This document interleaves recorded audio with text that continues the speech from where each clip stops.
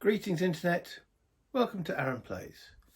In this episode we'll be continuing the 9 AM turn, which is the last turn of First Winchester. In the prior episode we went through command ranges, orders, efficiencies. We're now into the activation phase, so we'll be drawing a chit and see who will be going, speaking the English, first. So let's go down to the board.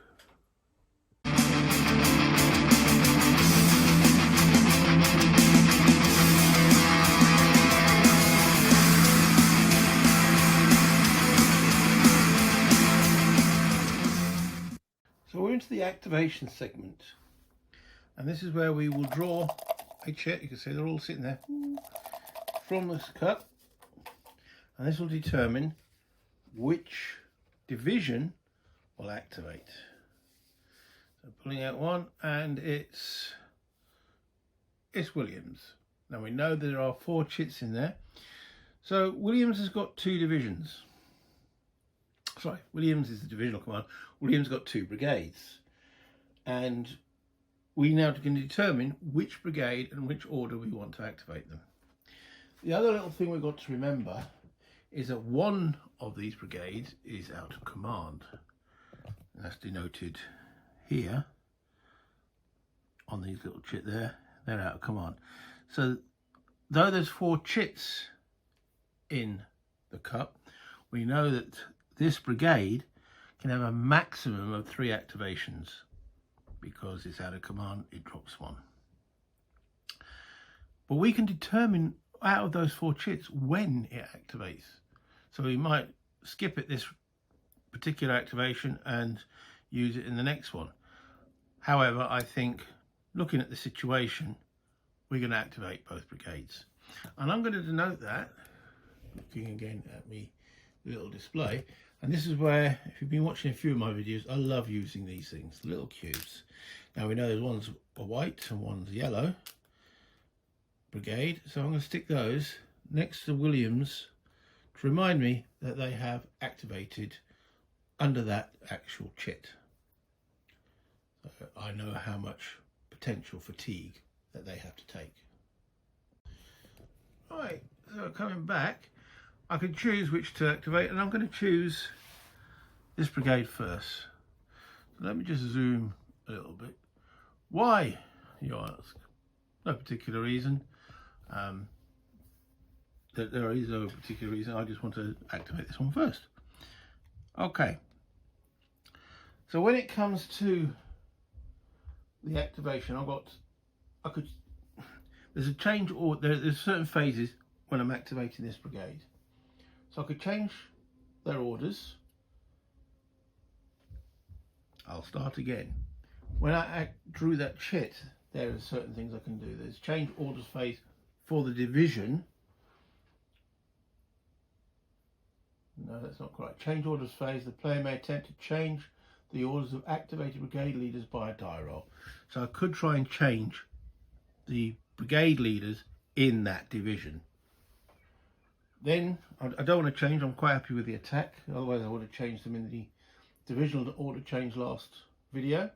Brigade coordination. I could get both of these brigades to work together. I don't particularly want that, so we won't do that. And now we have the action phase for each of the brigades, and where they take 1 or 2 actions. Each unit in an activate may undertake one of the 2 actions, which is move and or fire and shock, or they could resupply ammo and try and recover from disorder. So this is what we're sort of activating, plus potentially this unit. Again, he will have 1 less activation than this brigade. So we know this brigade is on 3, and that particular unit is only going to be on 2 activations. Yeah, it's a little bit of tracking you've got to do, especially if you split your commands like these guys did. So we're going to start off with some artillery fire. This artillery is attached and will fire into that hex there. And when it comes to firing, up to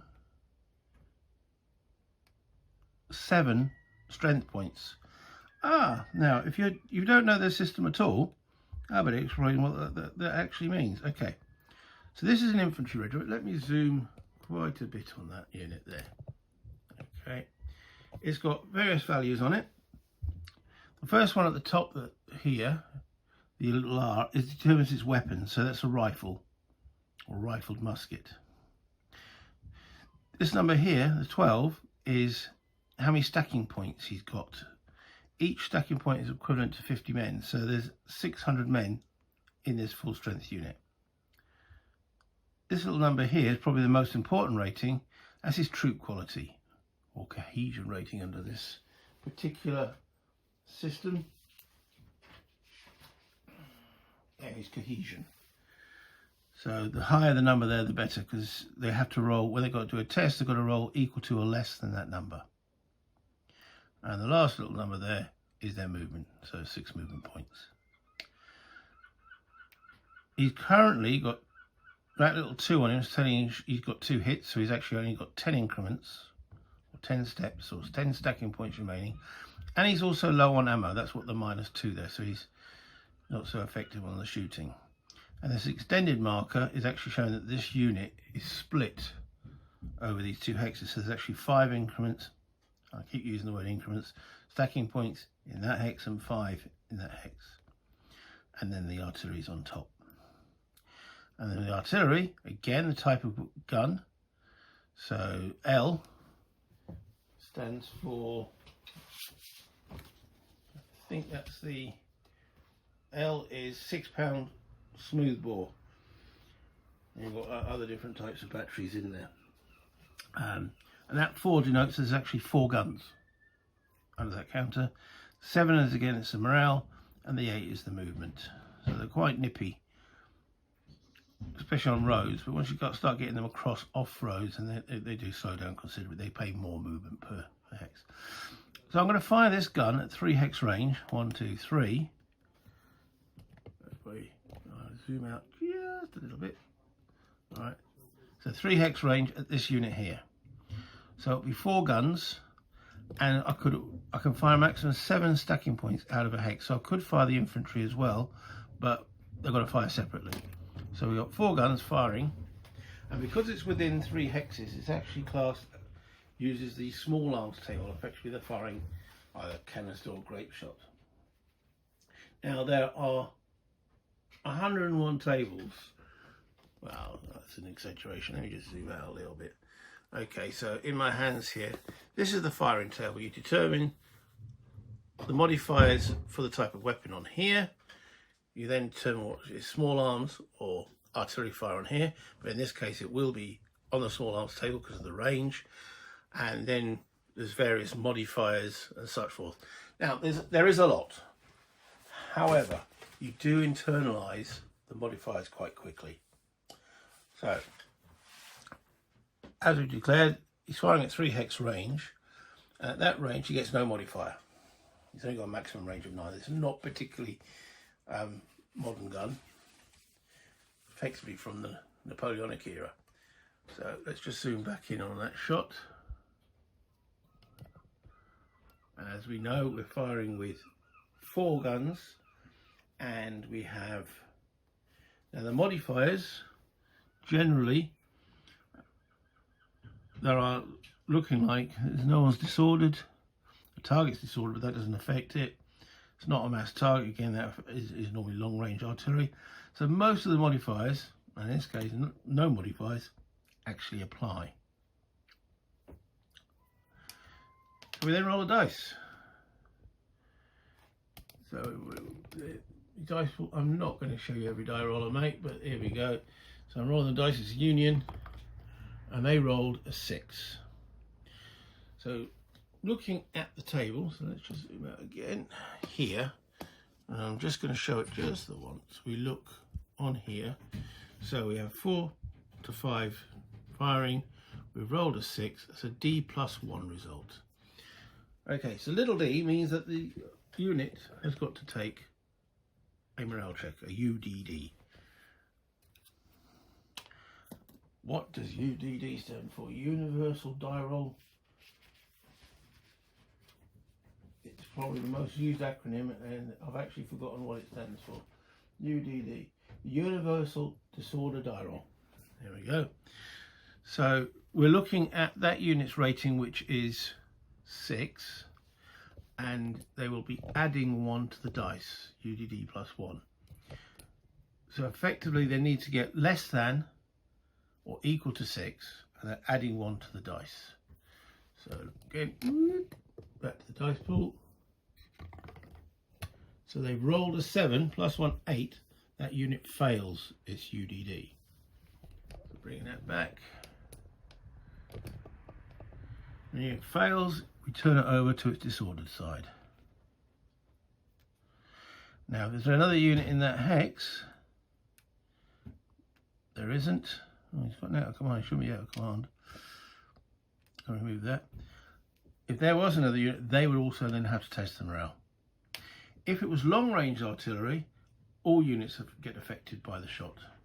I say long-range. If it was cannonballs rather than canister, and that's from beyond 4 hexes and beyond. He says hopefully. Okay, so that was that shot. Do I want to fire the infantry? They can still fire, and they can even fire at the same target. I did flip it over, didn't I? Yeah, I'll do his disordered. He already was on his disordered side. Ah, okay. So what does that mean? Well, we have a table that is called second disorder table, and this table is pretty much where the losses start occurring. So the unit was already disordered, it failed a UDD, so therefore we look on here to see what the next case of disorder is. So we're looking at, he's being fired at, so we're looking at the result from the fire table, and we go along. If it was an infantry or a cavalry unit, they lose 1 strength point, 1 SP, and then retreat 1 to 2 hexes. So that is the effect of that. So if the unit hadn't been already disordered, they just disorder, but as they were already disordered, might need to change my glasses. Yeah, he has to fall back and take a strength point loss. So he's already on 1 loss, becomes 2. Flip that over, maintains his low ammo, and can fall back 1 to 2 hexes. We'll just fall him back 1 hex from there. So that was the effect of the guns. The infantry, we're just going to recover their ammo.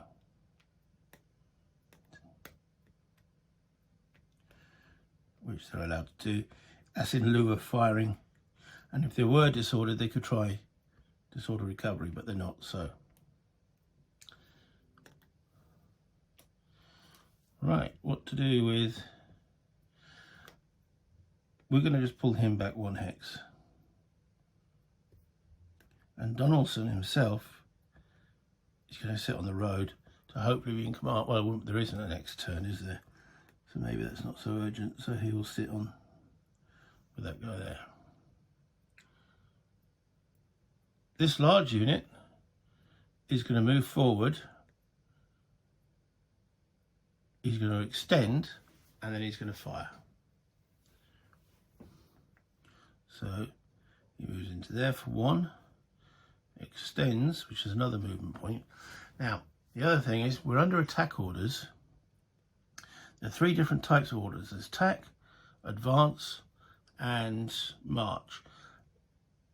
In the latter war, there's also open order, but we're going to be under attack. And under attack, your actual movement is halved, but you are allowed to move and fire. If you're under advance, you can advance your full movement potential, but then you can't fire, or you can fire and not move. The other restriction under advance is you can't actually move adjacent to an enemy. So this unit here can fire a maximum of 7 from per hex side. So you could fire 7 into there, 14 into there, and 7 into there, as long as the total does not exceed 17. Well, he's going to fire into this unit, That's 1, 2, 3 hex range, and he's going to fire the full 14. Max is 7 from each hex. Full 14 into that unit. Now the range is 3. At range 3, with a rifled musket, the modifier is -2. At 1 hex range is actually +1.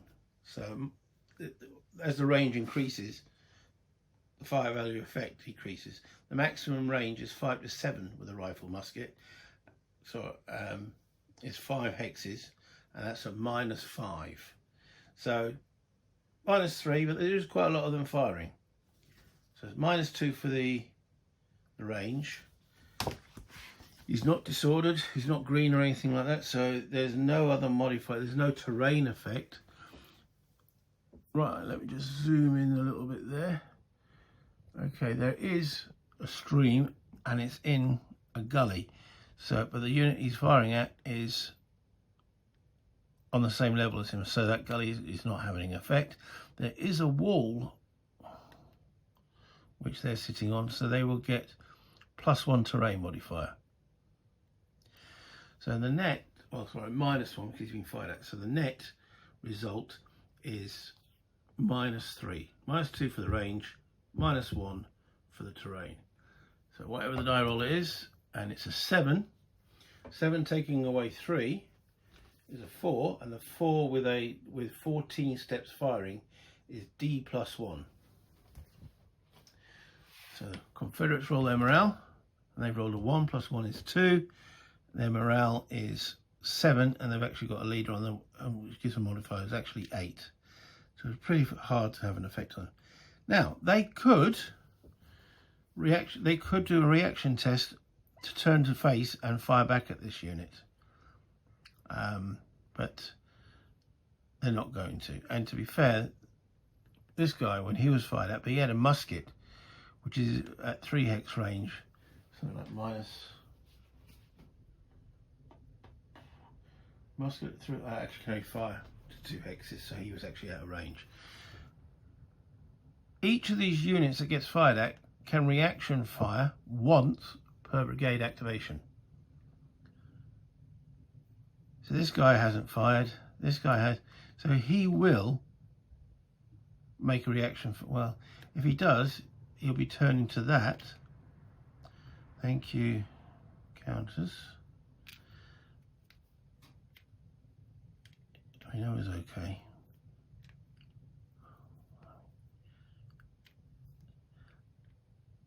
You can't play this game without tweezers, unless you've got fingers that are really, really tiny. So if he turned to face that and fire, he's sort of exposing the flank here, because each of these units has 2 front, 2 flank, and 2 rear. So he's deciding not to at this point. Okay, so that's all those guys done. That cavalry is independent. It's activated on the cavalry chit, even though it's white, same as that white. He's not attached to that brigade. Okay, that just leaves this chap over here. Now we know he is only going to get 2 activations, so do we activate him now or not?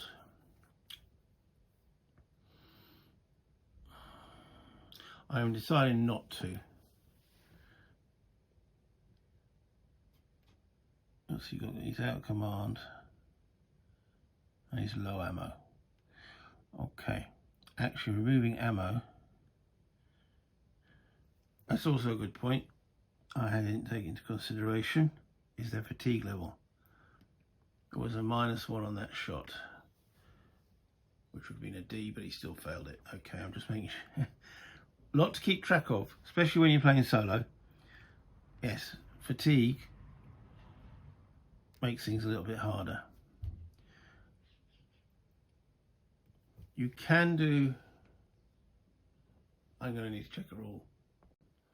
No, he's only got 2 activations, and getting his ammo back would be one of his activations, so he's not going to take that at present.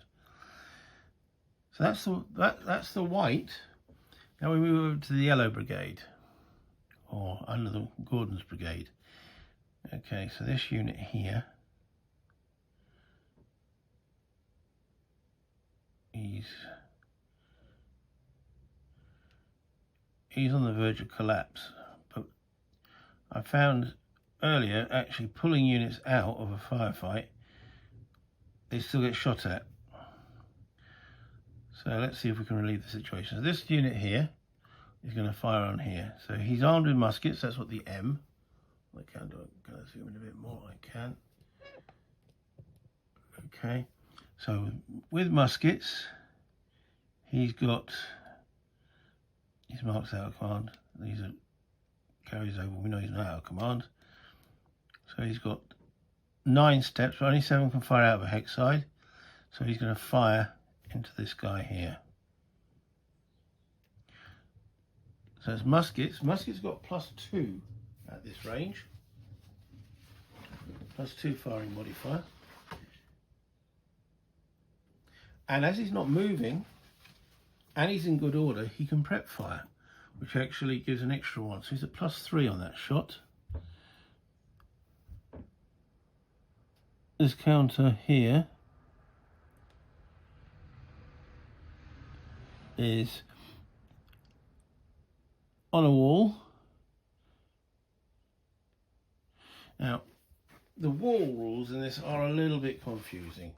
Myself and my opponent did have various discussions on this, and it just shows that if there's a wall in the hex, you get a -1 modifier. Well, me and my opponent said, well, if it's not coming through the hex side where that wall is, why is it getting a modifier? And I tend to agree. So there's no modifier to that shot from the wall's point of view. So it's going to be 12, which is down. Well, he's got 9 increments, maximum 7 can fire out at +3 on that shot.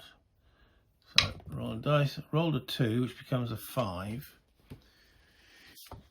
A 5 with 7 is a D +1. So we're looking at that Confederate unit's morale is 7. The commander is making it an 8, but it's a D +1. So he rolls a 4 +1's 5. He's fine. Or he's got to roll higher than to suffer the consequences. So that shot had no effect. And now he can return fire, straight off return fire. And he's got rifled muskets. He's got 6 increments, but he's lost 1. So that's 5 returning with rifle fire.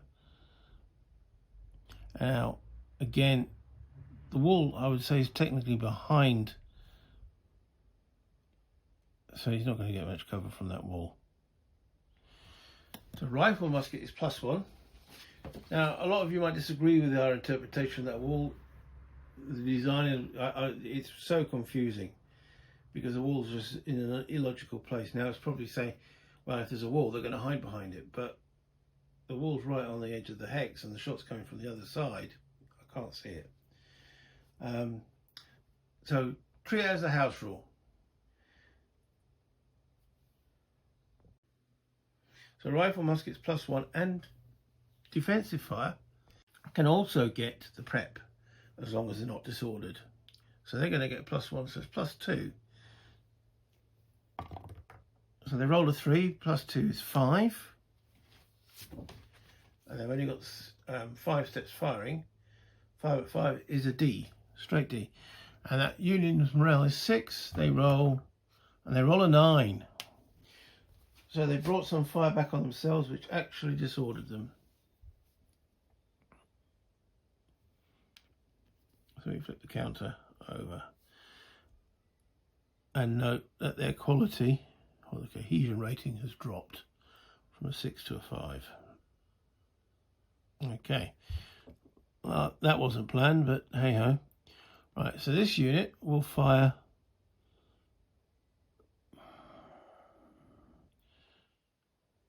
Yeah, we'll fire on them. So he's got 6 steps. He has fire value. Now he's got ER, which is a European rifle. At 1 hex range. Again, it's +1. And prep fire because they're not disordered, so that's +2. No terrain in the way. So net +2. Roll of an 8 becomes a 10 with 6 factors firing. That's a 1 big D. So that's an automatic loss on this unit. He's marked out command and he isn't. So that 2 becomes a 3.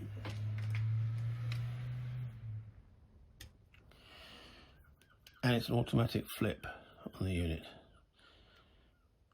He does get to shoot back straight away before he actually becomes disordered, so before he actually gets flipped. So he had 4 steps, they were armed with rifles and they could prep.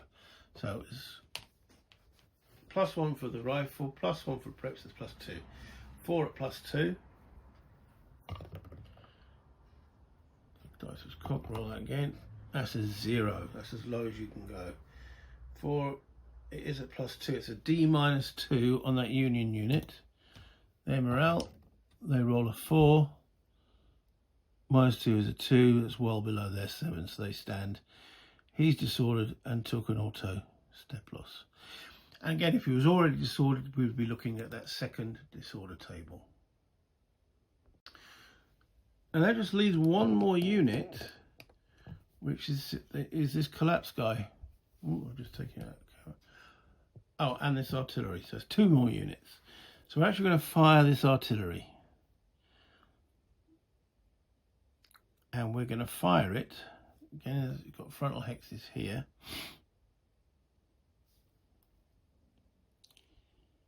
Into here. So, has he got line of sight? And this is where we're going to go slightly through the line of sight rules. So, down that line there, there's no trees or anything in the way. However, there is, as you can see on this hex, there is slopes that are in the way. So this shot is on this quite high level, and so there's difference in height between the two. He's on, so it's level 1, level 2. He's 3 levels higher, and there's that one at level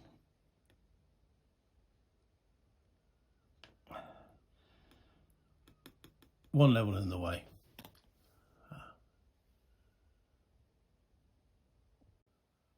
So, is that shot blocked?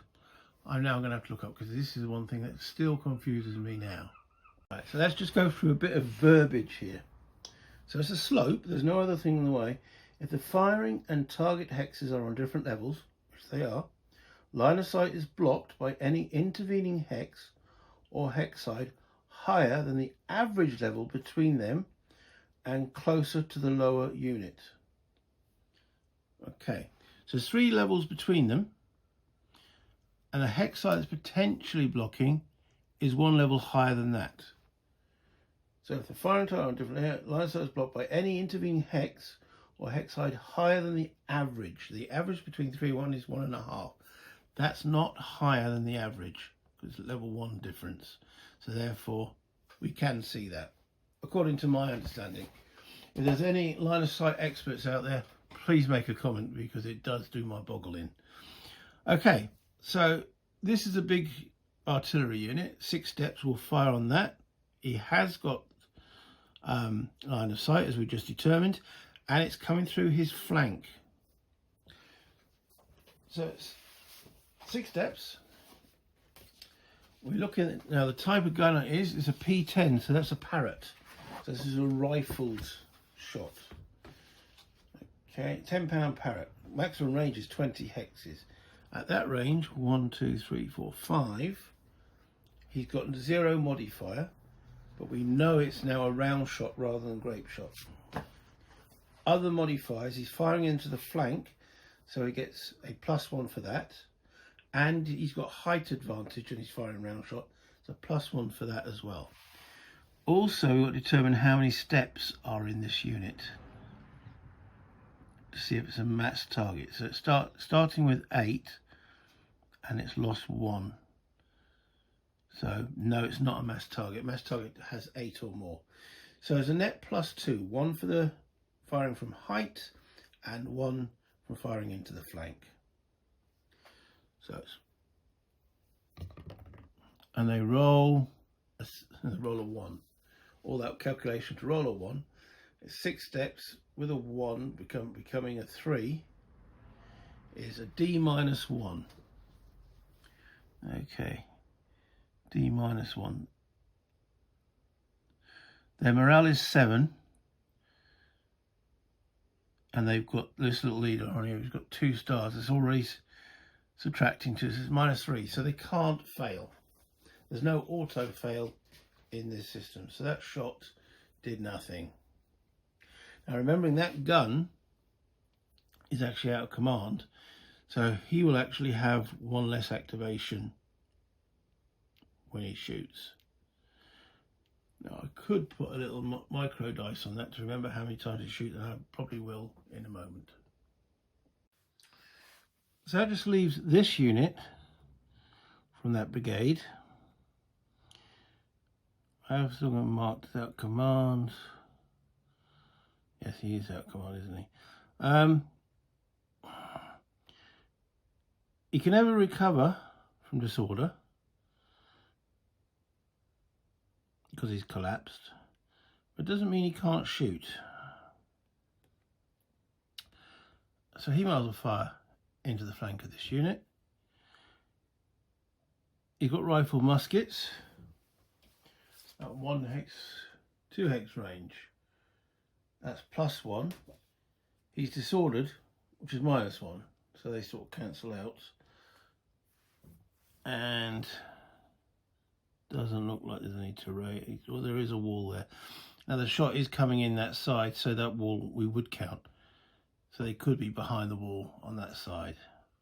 If that wall was right over to the edge there, then no, we wouldn't.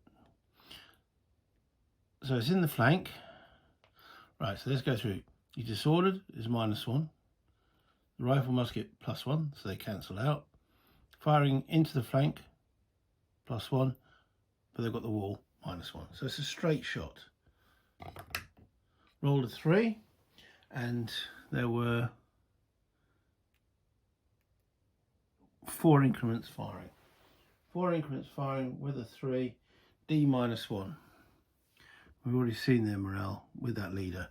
It's not going to have any effect. And that will conclude that 1 activation chip. So we're going to draw another chip. So there's the cup, there's the chips. What do we get? No one knows.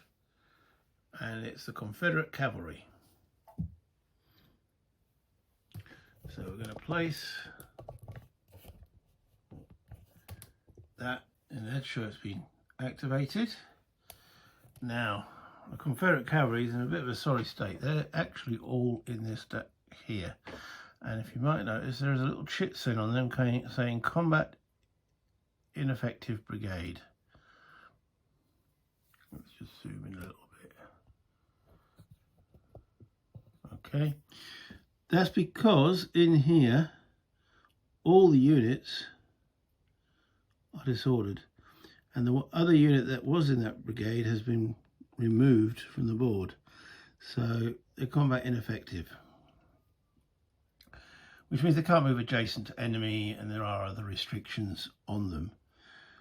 What we're going to try and do is pull them back and then try and recover their morale. Where are they gone? There they are. So now any movement in a hex, the first hex of movement, so I'm going to use this counter, so they're facing there, those 2 hex sides, so that vertex change is free, but then they're going to do another one to there, so that's a cost of 1, 2, 3. Again, it's a free change, 4, and that pulls them out of the line and hopefully not taking any more casualties, so they can recover their morale.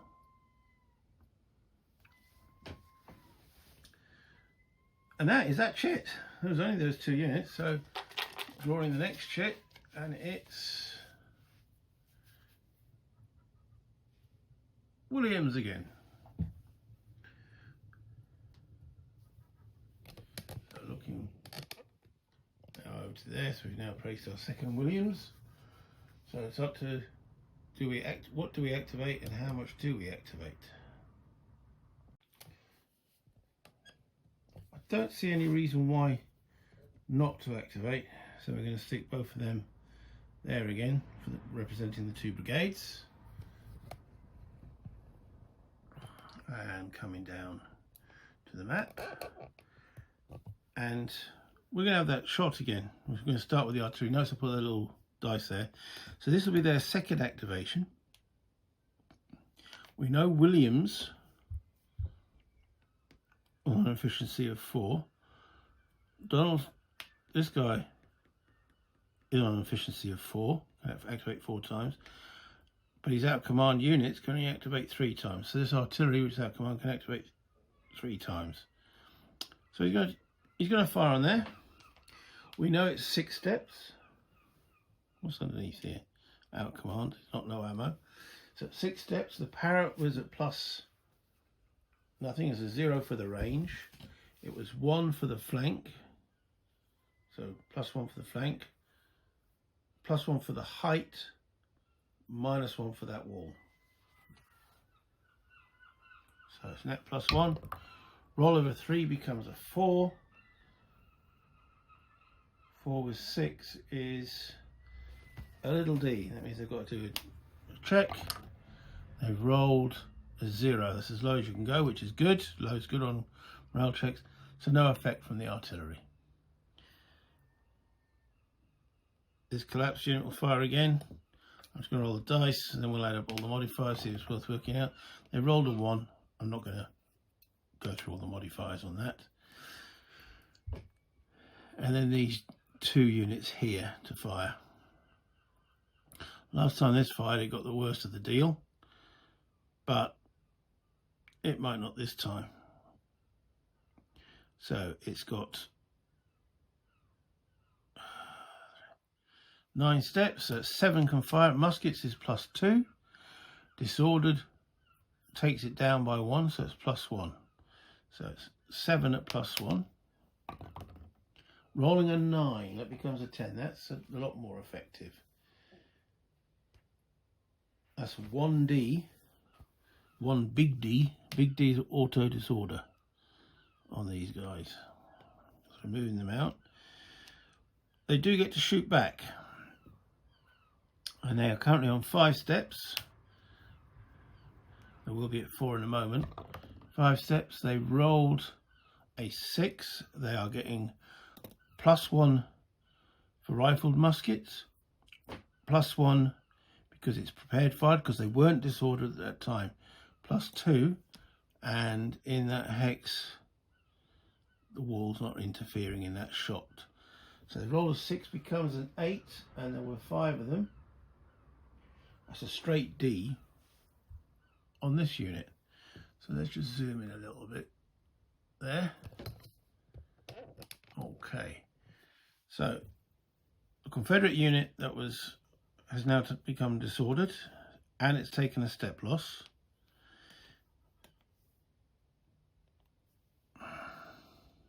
In there. The leader, because there was a step loss in that hex, has got to be rolled 4. And if the result is a 0, he is killed. Rolls a 4, he's okay. This guy here got a big D, so he's been disordered, and that's where that second disorder table comes in. And this is where the internalisation comes in. I know from fire that that's a step loss and retreat of 1 or 2 hexes. So he's now taken his 4th loss. I must retreat 1 or 2 hexes. I think we'll retreat him just the 1 hex to that. So he again got the worst of that deal, but that unit is now disordered. And the last activation from this hex is this unit here firing at these guys. Okay, he's at full, European rifle, which is +1, is not disordered, so it's another +1 for prep fire. However, there's only 6 steps there, so that's 6 at +2. Rolling a 4, 5, 6, 6 at 6 is a D +2 on that Confederate unit. His morale is 6, and he rolls a 9 and fails. So again, second case disorder. That 3 becomes a 4, and he retreats 1 or 2 hexes. And the other thing that happens there, because that is now over 50% losses, he becomes collapsed. We've got to place another marker on them, and I'm going to retreat them definitely 2 hexes. 1, 2. Because they can never recover from disorder while collapsed. And the only way they're going to get steps back is straggler recovery, which is at night, which is not in this turn, in this game.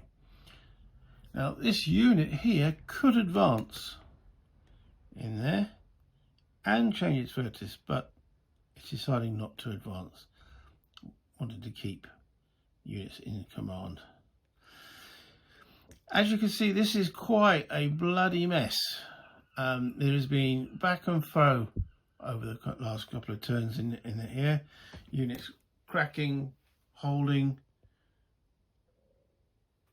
So yeah, it's been quite a interesting firefight. That completes Gordon's brigade. So we will now move over to Donaldson. Donnelly. Mr. Donnelly. Not sure what's happened there.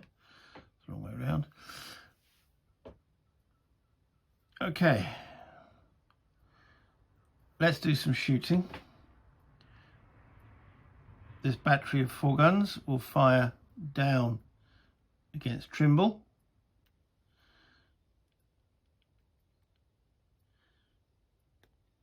Has he got line of sight, you say? Well,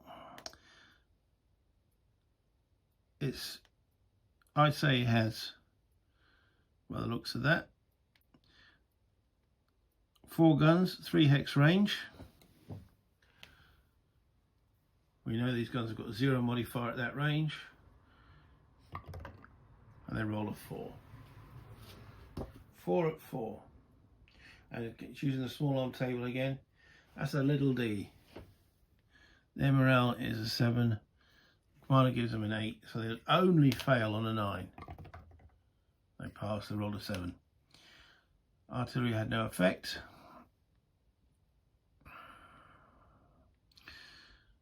So the infantry are going to move forward.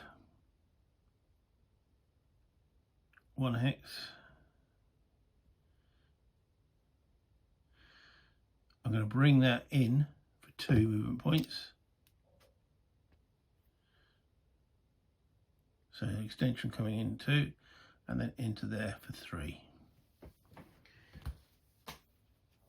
And then they're going to fire. So there are maximum 7 increments, remember, can fire out of a hex side, so there's a total of 10 there, but only 7 can fire, so it's 7. Rifle muskets +1. They don't get the prep fire because they moved, so it's +1. Will that wall have any effect? No. +1. So they rolled a 1 becomes a 2. 7 with 2. So D -1. That's going to have no effect because we know they've got a morale of 7. Triple makes 8, and it's -1 on the dice. No effect. That brigade, they can fire back. what are they armed with? Muskets. Muskets is +2. They're in good order. So you get an extra +1 for prep fire, so that's +3.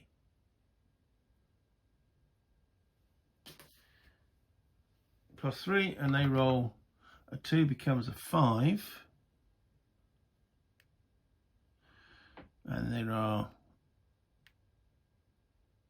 7 and firing. 7 with a 5 is a D +1 on that US unit. They roll a 0, they're fine. Now he's now fired once for this activation. So this brigade is now coming in. 1, 2, and again fires in there. Rifle musket +1, wall, cancel that, -1. Rolls a 5, bang on roll on a 5, brings low ammo into effect. So his next shot will be low ammo unless he recovers. However, so it's 5 with 7. That's a D +1 on Trimble's unit. I rolled a 5 +1, 6. They're still okay because their morale is 7. Okay, so then this brigade comes in. Split over the side of the stream there, but that is okay.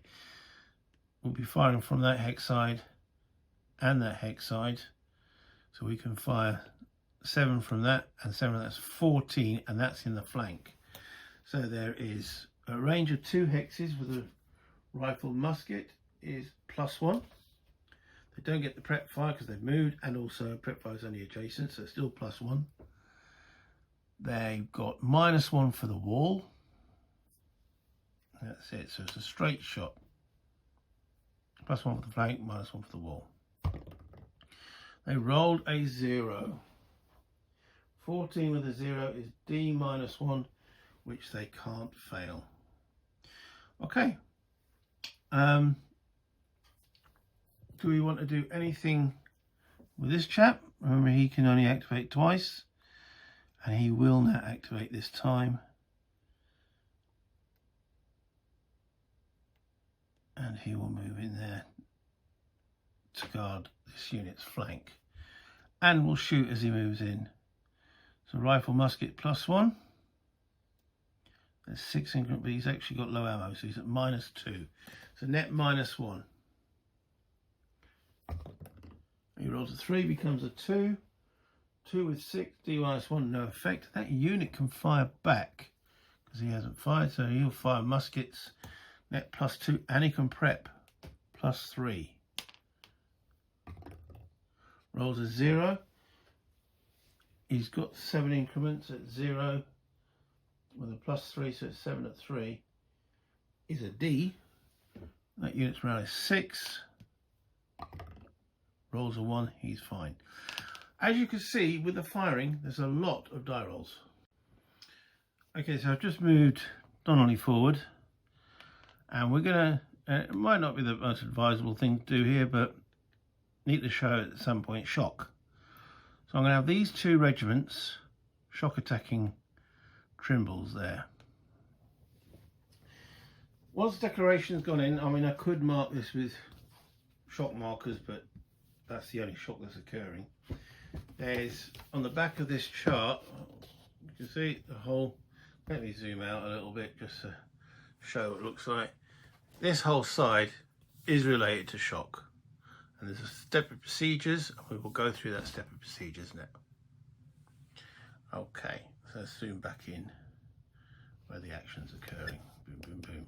So it's these 2 regiments shock attacking Trimble there. So that's the first step. Designate all targets for shock and charges. There's no charge that they walked in shooting. Perform retreat before shock. As they're under attack orders, they can't retreat before shock, so they've got to take it. Next step would be green attacker commitment check. Well, there are no green units. Green units are denoted with a G after their stacking points. Pre-shock cohesion check for the defender. Okay, so we look at this unit. He looks like he's in fine fettle. His morale's 7. He gets his leader rank, so he's at 8. He's not disordered. He's not being attacked in the flank and rear, so he's 8. So he's got to roll for his morale of 8. 8 or less and he's okay. He rolls a 2. He's fine. He now does pre-shock reaction fire.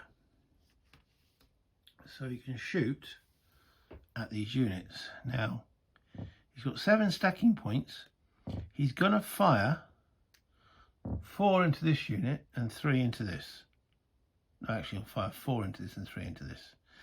So, the 4 first. So he's got rifle, musket. I'm making that declaration. No, he's got normal musket, so it's +2. Prep fire, because he's not disordered, +3. So it's 4 at +3. I don't think that wall's having an effect there. No.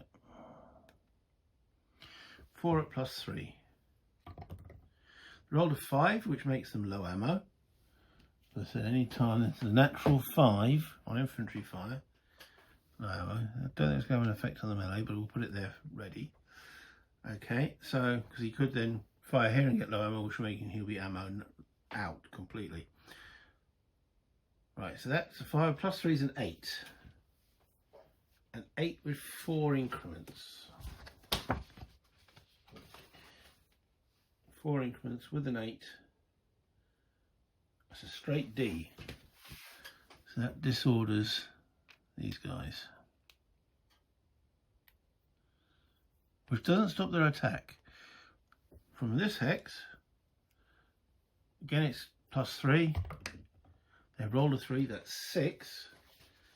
6 with 3 is a little d. That means he's got a test on his morale. His morale is 7. He rolled a 6, he's fine.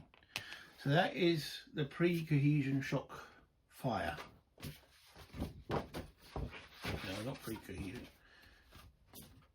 Yes, I've changed a lot of charts. Pre-shock reaction fire. Now we actually resolve the shock.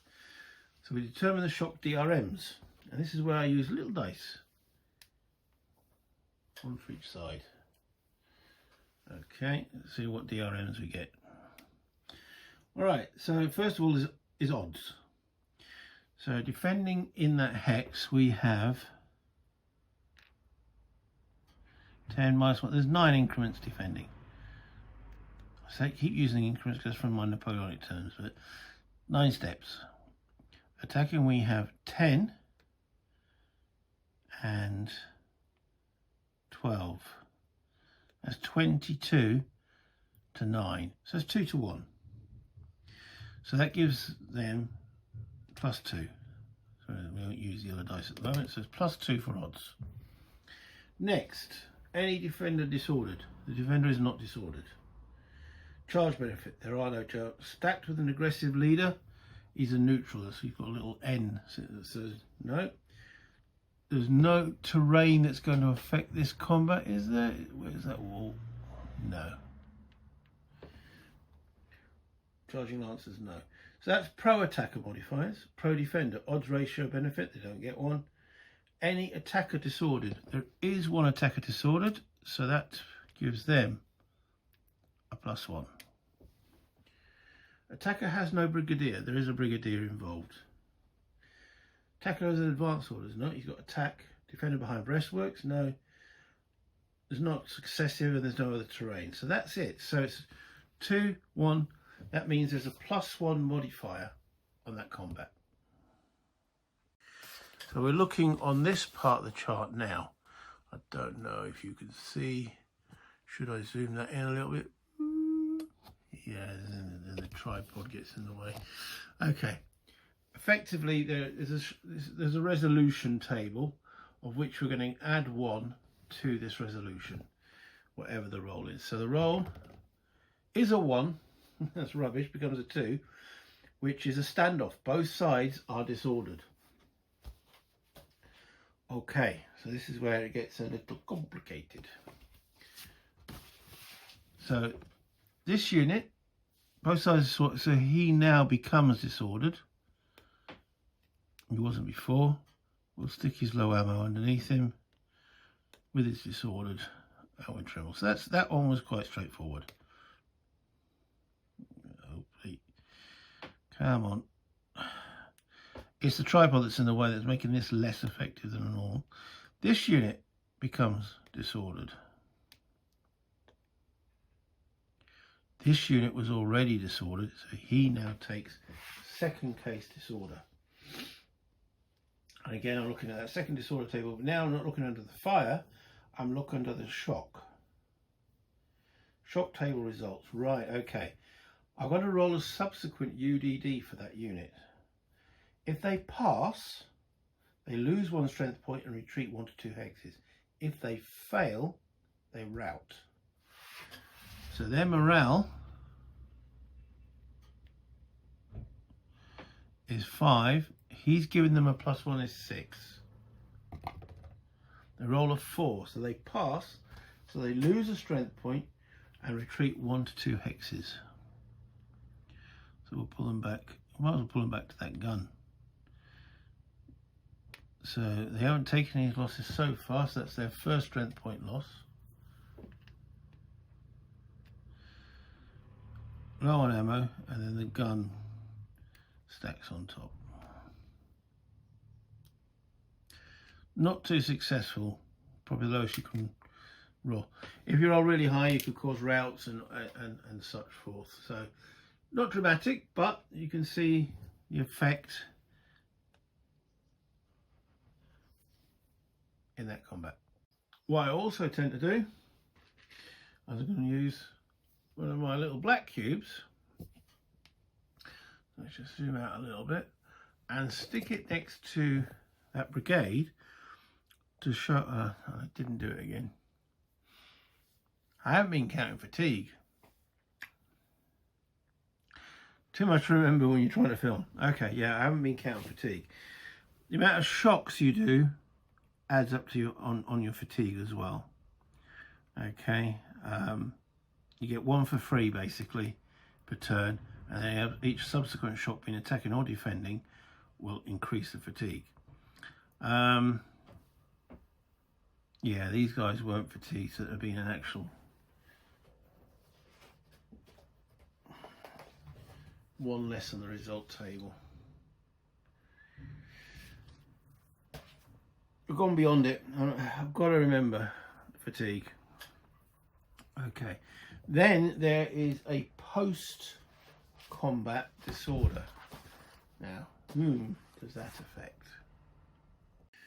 Okay, so there is a last step: apply post-shock automatic disorder. So at the conclusion of each shock attack, the additional results below are applied unless the affected unit is routed. The terminator, blah blah blah. Both sides may have had attacking units. Yeah, okay, so what it's saying is affecting only attacking units, all attacking infantry and amount of cavalry in good order are now automatically disordered, and each stack of attacking units with at least 1 already disordered unit suffers 1 strength point loss. Effectively stragglers. So each one of these, so that 2 becomes a 3.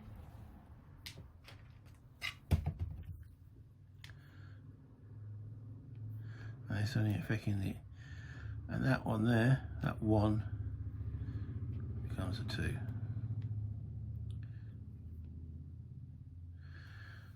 So not too successful. So that will conclude that second Williamson activation, and we'll conclude this video because there's quite a lot happened in there, even though we've been drawn effectively to 3 chits so far. So let me come back up.